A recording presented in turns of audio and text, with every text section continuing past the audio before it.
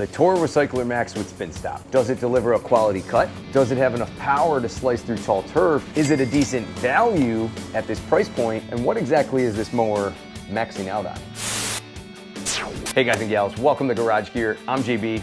Just so we're clear here, I purchased this Toro Recycler Max at my local dealer with my own money, so you know you're getting an honest review. The model number on this Toro Recycler Max is 21486, and it is made in Mexico with the engine made in the USA with foreign and domestic parts. All right, Maxine, let's do the details. The deck is made of 13 gauge steel and it is 22 inches wide, with Vortex technology allowing more air to pass underneath the deck for improved cut quality. This mower can mulch, rear discharge with an attaching rear chute, and bag with its 1.8 bushel capacity bagger. Probably fit about 7 or 8 boxes of cereal up in there. All right, you got one to live with for the rest of your life. Cinnamon Toast Crunch or Lucky Charms? Which one you going with? Let me know down below in the comments.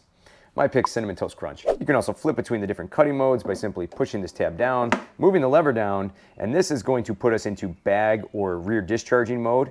And if we push it up, this is going to put us into the recycling mode or mulch mode. Now, perched up top, we have a Briggs & Stratton 163cc engine with 7.25 foot-pounds of torque. These engines are generally easy to start up, based on my experience, usually within 1 to 3 pulls. And to help this video get pulled along with the YouTube algorithm, would you mind hitting that like button?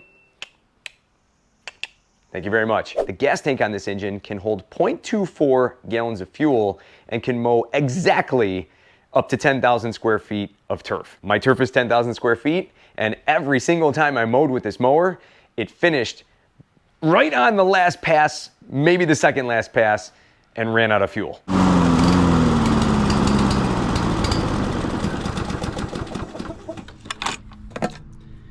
Bone dry. The gas cap is extra wide to help reduce spilling, and if you see this edge right here, according to the manual, that's where you want to fill it up to. This helps the engine operate at its best and not spill any fuel out if you were to tip the mower into the stow position. Now, the main reason you're probably looking at this specific model right here is this guy right here. This is your blade spin stop. The other Recycler Max model, which does not include the blade spin stop, is model number 21485. The only difference between the two is the blade spin stop. What it allows you to do is, let's say I have an obstacle in my way, maybe a kid's toy or a tree branch that fell. Well, I can let go of the bale, the blades will stop spinning underneath the deck, but the engine will keep running. From there, I can just walk around, move my obstacle out of the way, and then come back around the mower, pull this pedal back, pull the bale back, engage my blades again, and continue mowing. This way, I never have to shut the engine off or re-pull it to restart it. Definitely helpful if you have a lot of obstacles in your way or if you do a lot of bagging. This is a new feature specific to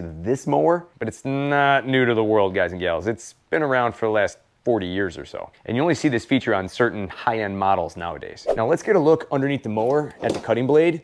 From here, I'm gonna tip it into the stow position. I'm gonna remove my bag, drop my flap down, open up my handlebars, tip them down. I'm gonna lock those really quick into place.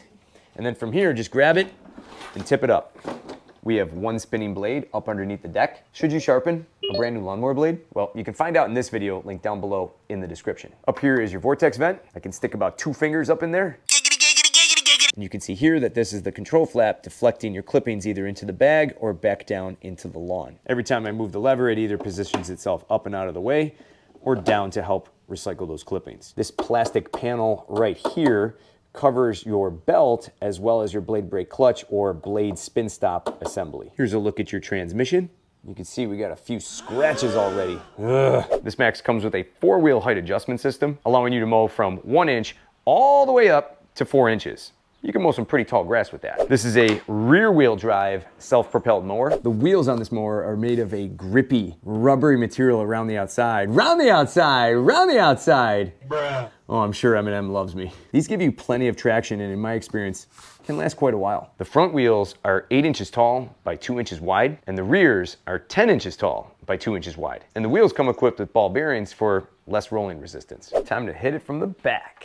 Making our way up the handlebars, we have the Flex handlebar system. As you mow over bumpy terrain, the rubber dampeners help take the shock out of your joints. This helps create less stress on your upper body. You can also fold them flat for better storage. Here's the low setting for the handlebars, and here's the high. Up here on your dashboard, it's really quite simple. This is your blade spin stop control lever.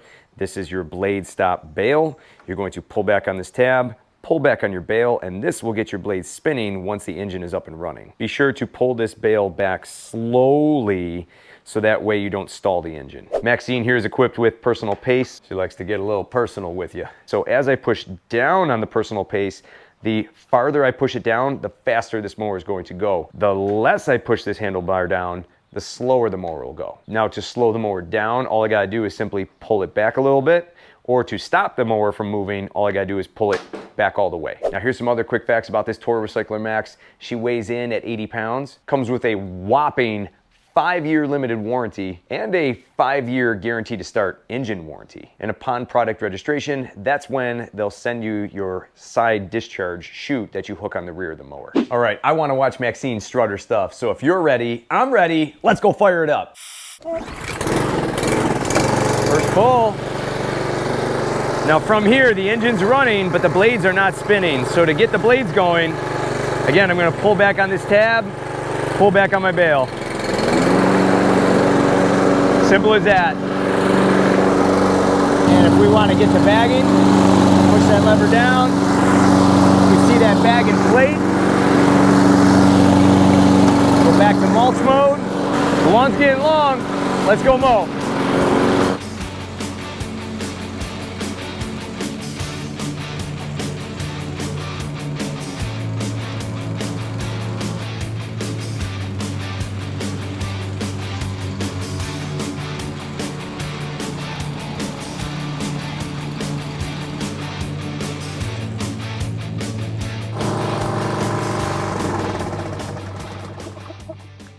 So how does this Toro Recycler Max mow? I put this mower through a wide variety of conditions. Tall grass, wet grass, dry grass, short cuts, you name it, it saw it. And I'm calling it like I see it. This is a bougie budget mower. Simply put, this is a budget mower with a lot of extra features. The Recycler Max is positioned right at the top of their budget mower lineup, their recycler lineup. And this is gonna be the mower right before you hit that super recycler line. For a budget mower though, it delivers a nice even cut while mulching and bagging. Now mulching with this mower was a C. It got the job done, but it did have the tendency to leave some clippings behind. Not a lot, but some. This is not the best deck design for mulching. There's no kickers underneath, compared to the super recycler models. And there's a lot of areas underneath where grass can just pack up, especially around that belt or blade spin stop cover. If you're planning to mulch your lawn with this Recycler Max, you definitely want to be following that 1/3 cutting rule, where you're only taking off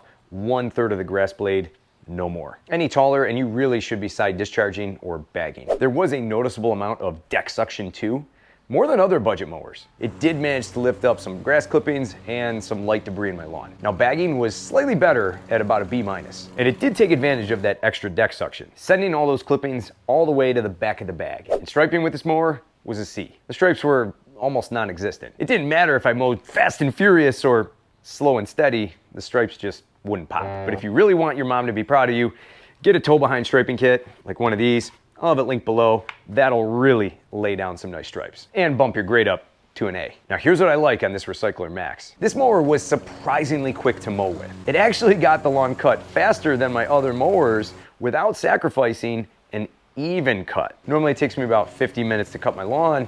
This mower got it done in about 47, 48. I mean, we're kind of splitting hairs here, not much, but it's enough to notice. Maybe it's because of the extra inch on the deck. It's a game of inches, gentlemen. So if you need to get a quick midweek mow in, maybe right after work, before the rain hits, you can get it done with this mower. This mower was also really easy to navigate across your lawn. The taller wheels in the back make the unit easier to steer and push. And even though the mower is only 80 pounds, pretty lightweight,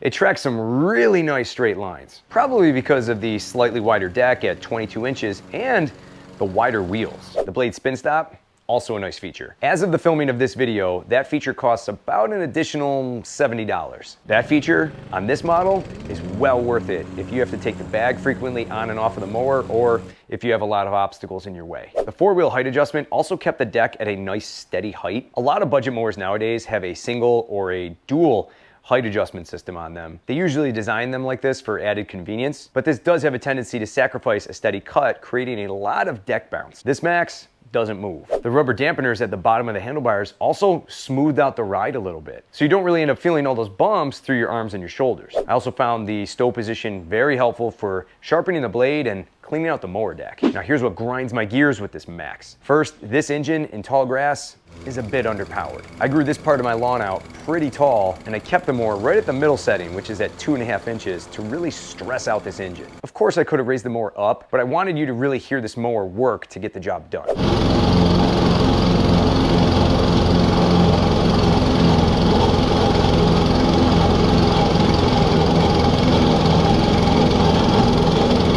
I ended up having to triple cut this area to clean up the mess. With this engine and the mediocre mulching capabilities of this deck, it's definitely wise to follow that 1/3 cutting rule. And speaking of engines, this engine is pretty sensitive. It is extremely wise to run these engines on ethanol-free or stabilized fuel. And at the end of the season, drain the gas out. These plastic carburetors just can't hack it. Now here's the big gimmick that Briggs & Stratton has with these engines, the just check and add oil sticker on the side. They do this to make it appear as though the mower needs less maintenance compared to other models. That is terrible advice, and I just did a video on oil testing with the oil in this engine. I sent the oil out to a lab to be tested, and lo and behold, they found some metal particles inside that oil after just 30 minutes. Definitely wise to change that oil at least once a season. Next up, personal pace. This personal pace design is known for having backing up issues.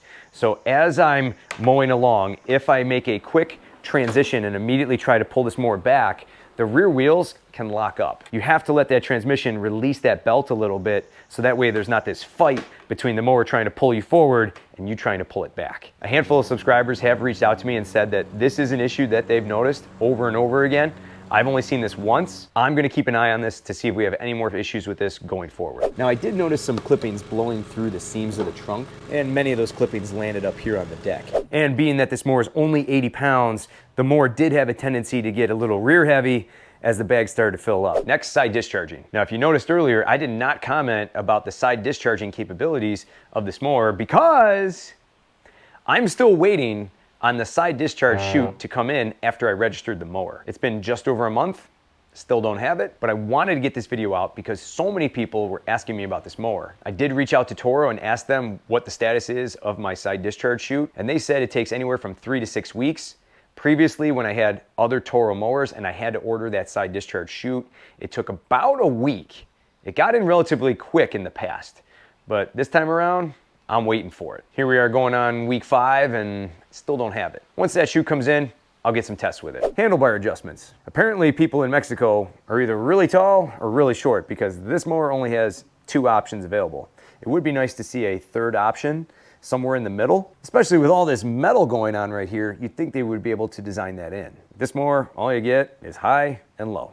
That's it. Next up, something that's grinded my gears for years here with these personal pace systems is the obnoxious baby carriage handle and this large design. This is 20.5 inches wide. It's almost as wide as the deck of the mower. It doesn't need to be this wide. Previous models were only about 18 inches wide. This really gets clunky, especially if you're trying to navigate it through tight spaces, maybe between your shed and your fence. Places like that, this is gonna be bouncing off the walls. It's gonna make it tighter to turn. It just doesn't need to be this large and obnoxious. You can see my shoe imprint on there. Now, quite possibly one of the biggest gimmicks Toro has going with this mower and other mowers right now is this vortex technology. As Toro states, this creates better airflow up underneath the deck, giving you a better quality of cut. But we don't have any data on this.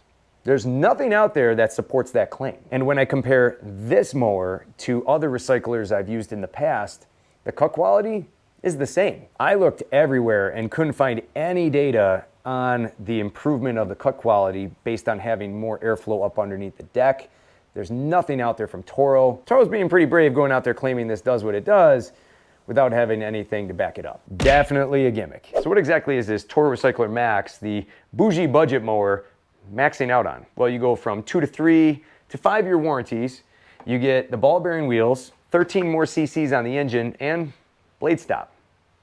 That's it. Max is just a way for them to market the mower with the most features. Let me know down below in the comments if those features matter to you. With these items aside, this is a popular mower that pulls many positive reviews on the Toro website. 4.2 out of 5 stars for their previous 21485 model. For a bougie budget mower with a few added features, this mower gets it done and is a decent value at this price point. If you're going to purchase this mower, it is wise to take care of it and not neglect it. This is not the kind of mower you just want to throw in the corner of the garage, especially at the end of the season when you're done with it. Run the engine on ethanol-free gas, definitely drain the gas out at the end of the season, change the oil at least once a season, and periodically coat the deck with some kind of protective spray because they can rust. Take these extra steps and you will maximize the life of your Recycler Max. If you're wondering where I purchased this Recycler Max, I picked it up at Schaub Power Equipment in West Seneca, New York. I like supporting local businesses that do great work. If you are in the Buffalo area and you're looking to pick up this Recycler Max or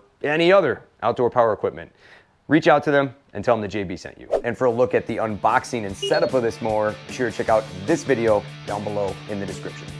If you want to be part of the tribe, subscribe, and for more cool garage gear content, click or tap the screen right here. Thanks so much for watching, and I'll see you in the garage.